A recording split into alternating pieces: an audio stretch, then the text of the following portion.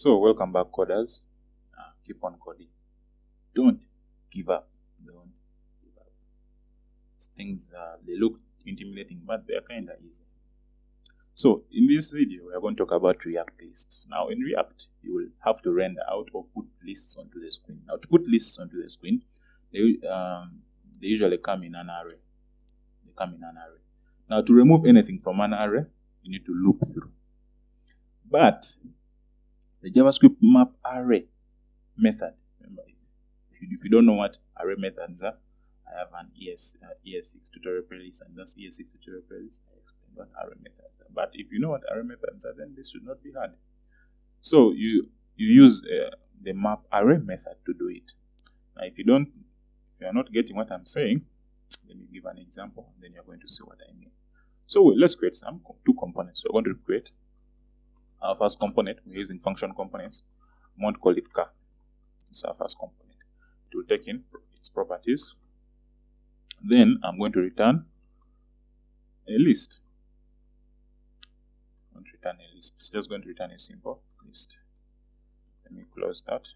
Return a list.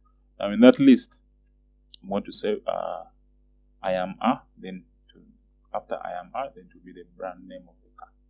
So that I am a props.brand means that one of the attributes of the car component will have to be the brand. That is my first component. Then my second component is going to be a garage. I'm going to say function. Then I'm going to pass in garage, but it's not going to take in any properties. Then in the garage, I'm going to have my cars, const cars, which will equal to that. So let me save time. Let me just paste my cars here.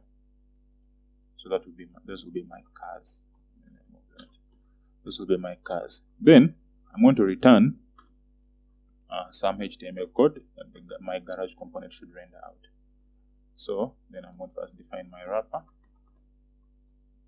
After defining my wrapper, then I'm going to put in some words, some h1 tag, and then the h1 tag is just going to say who lives in my garage. Then after that, I'm going to put in my unordered list tag. So let's say unordered. Then I'm going to close the tag. Then in my unordered list tag, I'm going to have to put out my car components as lists. So to do that, I'm going to open my curly brackets because I want to use some JavaScript. So in the cars component, I'm going to call my cars list. Now, initially, I would have to use a loop to do this. But in this case, I'm not going to use a loop. What I'm going to do, I'm going to use the map function. So I'll say the cars.map. Since my cars is an array, so it has the array method is map. So after that, the array method is a higher order function. Now, a higher order function is just a function that takes in another function as an argument. So then I can make my array. Then I have to pass into it my function.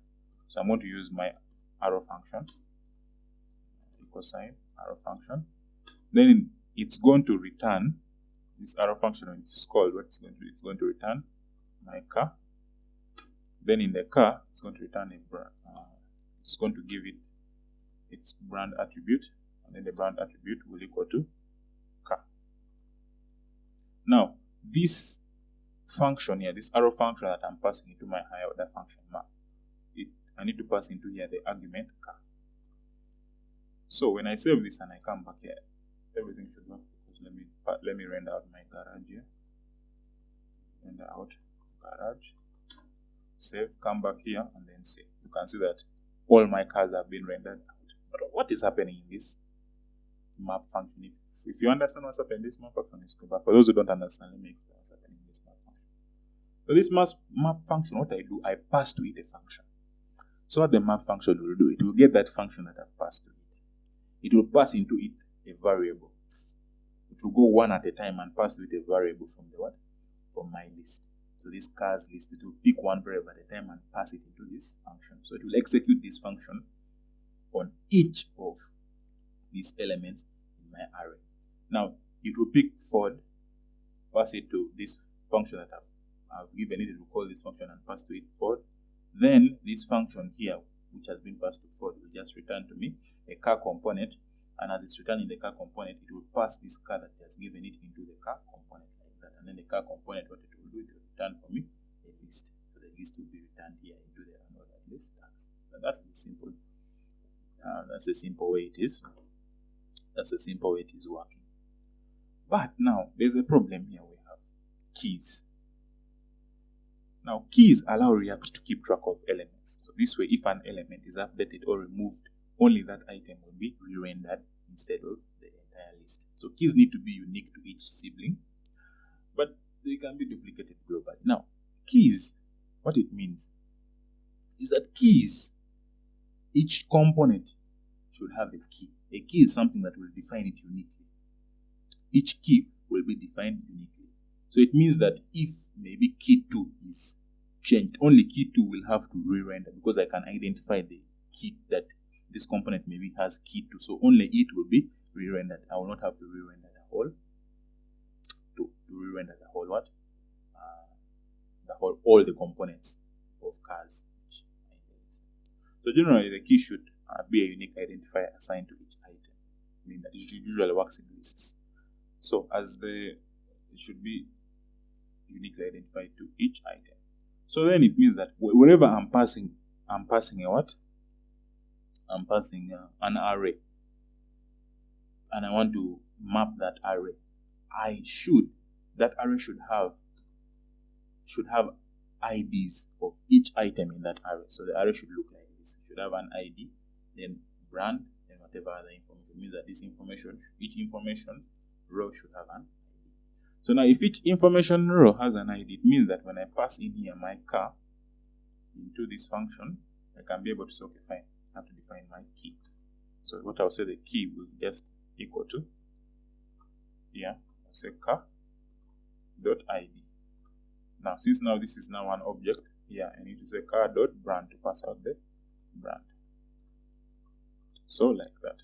So now everything is okay, everything is according to functionality. I'm seeing here my error that I made. It's supposed to be const.cars here. Delete that. Come back here and everything should now be working. Okay, it's still working the same. Now here you can say, okay, but I have a key attribute, but here in my car component I'm not defining the key attribute. No, you don't need to define the key attribute. It is predefined, it is pre-initialized, so you don't need to define the key component, I mean the key attribute. So thank you for watching. That is all I had for you for React lists and how to put lists, render lists onto the web browser, and how to use the map function, which is a higher order function among other higher order functions. Hope you learned. Keep on coding. Don't give up. You will make it. So see you in the next video. If you like, subscribe.